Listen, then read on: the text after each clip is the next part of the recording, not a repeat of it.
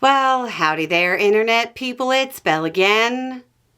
So today, we're going to talk about why Trump's economy can't be ignored, bargains, and a misunderstanding of power.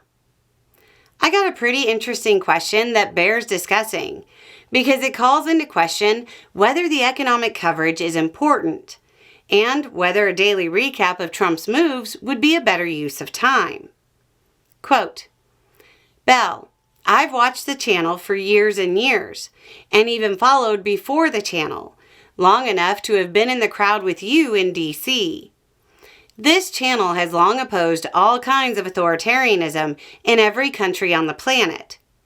It seems like now would be a time to be talking about it a lot. But almost all of your videos are about the economy. Look, it's important, I get it. But I feel like we should be focusing more on how people in the U.S. and other places are falling more and more into the habit of liking authoritarianism.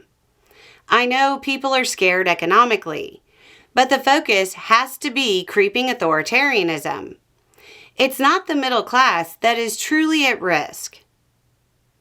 I'm just going to accept this question at face value, a genuine worry about authoritarianism. When you ask people how kings, dictators, and authoritarians in general stay in power, the normal answer is force of some kind. But that isn't actually true. There's a bargain that gets made. An abstract from a seminar on authoritarianism from the Center for Global Development in the pre-Trump days of 2006 says, quote, the social contract in dictatorships is commonly explained as an authoritarian bargain between rulers and citizens by which citizens relinquish political rights for economic security. A paper over at the Stockholm School of Economics in 2007 says, quote, dictatorships do not survive by repression alone.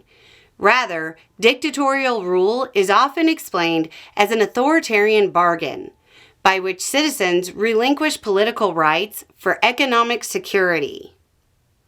Over on Brookings in 2009, an article says, quote, dictatorial regimes are therefore said to rely on an authoritarian bargain, or an implicit arrangement between ruling elites and citizens, whereby citizens relinquish political influence in exchange for public spending.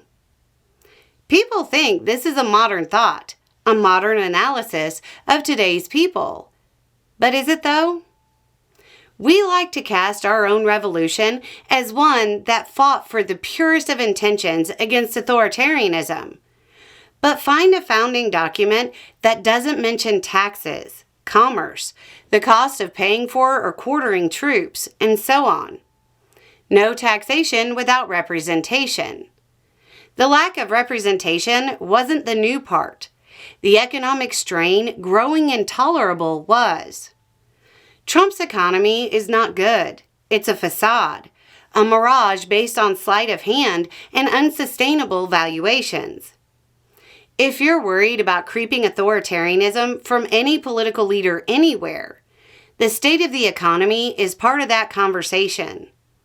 In a modern Western country, it should probably be a big part. In the U.S., where money is the primary motivator, it should probably be at the forefront.